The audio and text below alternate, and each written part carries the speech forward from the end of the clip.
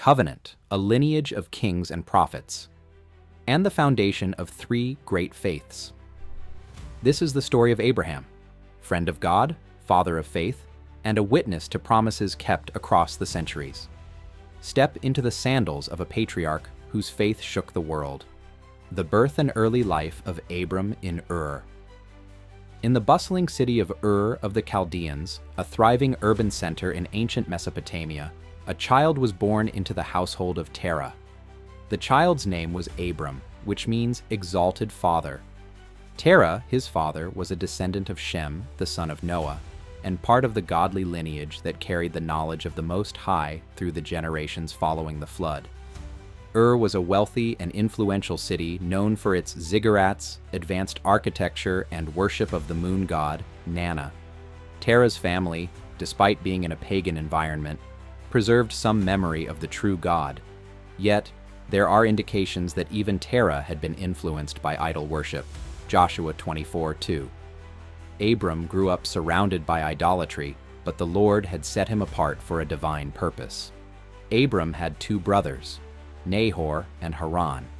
Haran died early in Ur, leaving behind a son named Lot.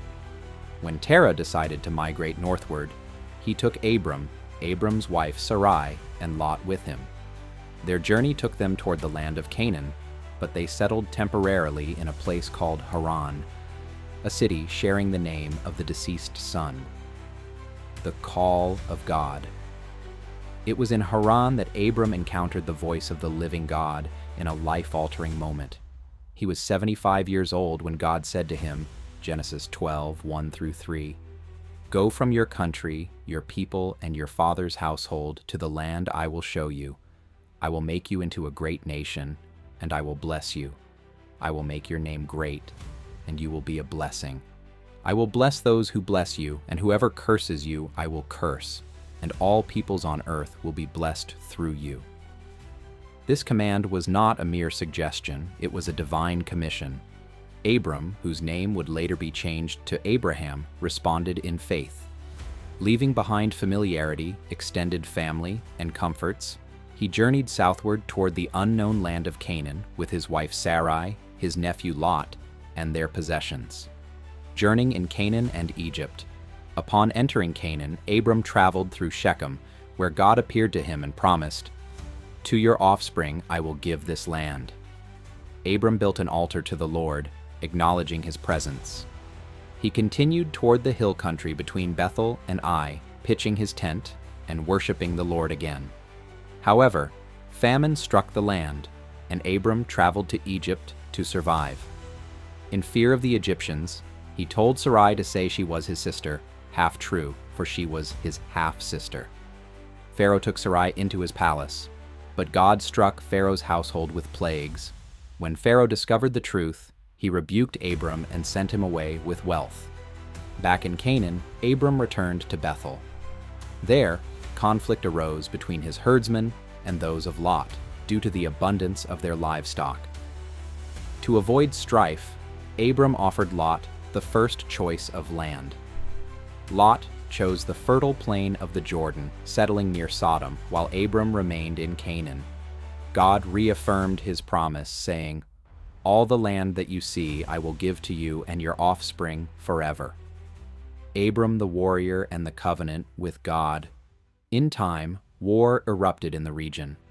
4 kings from the east raided and defeated 5 local kings, including those of Sodom and Gomorrah, capturing Lot in the process. When Abram heard of Lot's capture, he mobilized 318 trained men and pursued the invaders as far as Dan. By God's help, Abram rescued Lot and recovered all the stolen goods. Upon returning, he was met by Melchizedek, king of Salem and priest of God Most High. Melchizedek blessed Abram, and Abram gave him 1/10 of all he had. This mysterious priest-king foreshadowed a greater priesthood yet to come. Afterward, God appeared to Abram in a vision, saying, "Do not be afraid, Abram. I am your shield, your very great reward." But Abram, still childless, questioned God's promise. God took him outside and said, "Look up at the sky and count the stars. If indeed you can count them, so shall your offspring be." Abram believed the Lord, and it was credited to him as righteousness, Genesis 15:6.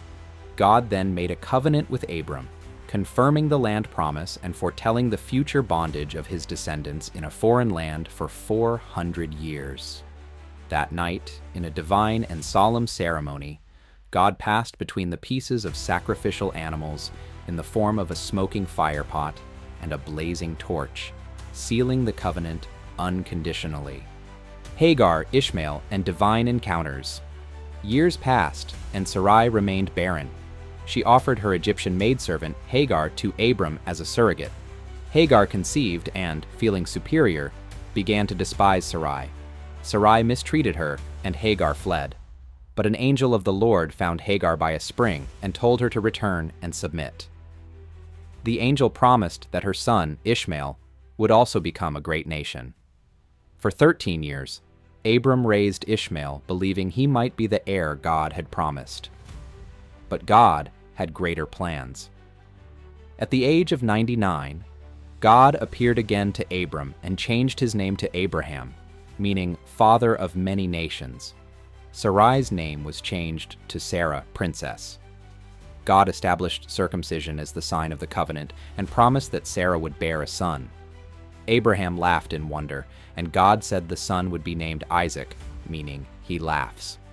Soon after, 3 divine visitors appeared to Abraham near the great trees of Mamre. He served them a meal, and they confirmed that Sarah would bear a son within a year. Sarah laughed inwardly, and God gently rebuked her, saying, "Is anything too hard for the Lord?" Sodom's judgment and intercession. Before departing, the Lord revealed his intent to destroy Sodom and Gomorrah for their grave wickedness.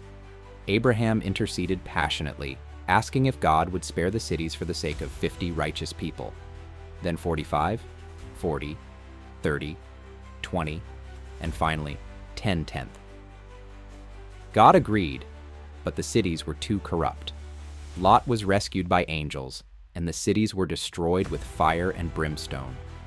Lot's wife, disobeying the angelic warning, looked back and became a pillar of salt. Isaac is born. As God had promised, Sarah gave birth to Isaac when Abraham was 100 years old. Joy filled their household. Yet tension arose between Sarah and Hagar, especially when Ishmael mocked Isaac. Sarah demanded that Hagar and Ishmael be sent away. Abraham was distressed, but God assured him that Ishmael would also become a great nation. Hagar and Ishmael wandered in the wilderness until God rescued them. The greatest test of all. Some years later, God tested Abraham's faith in a most extraordinary way. He said, "Take your son, your only son, whom you love, Isaac, and go to the region of Moriah. Sacrifice him there as a burnt offering." With sorrowful obedience, Abraham took Isaac, wood, and fire, and ascended the mountain. Isaac, not knowing the full plan, asked, "Where is the lamb for the burnt offering?" Abraham replied, "God himself will provide the lamb." At the altar, Abraham bound Isaac and raised the knife. But an angel of the Lord called out, "Do not lay a hand on the boy." A ram was caught in a thicket nearby, and Abraham offered it instead. God reiterated his covenant, saying, "Because you have not withheld your son, I will bless you, and through your offspring all nations on earth will be blessed." This event not only proved Abraham's faith, but prophetically foreshadowed God offering his own son for the sins of the world. The death of Sarah and final years. Sarah died at 127 years old in Hebron. Abraham mourned deeply and purchased the cave of Machpelah from the Hittites as a burial site, his only piece of owned land in Canaan.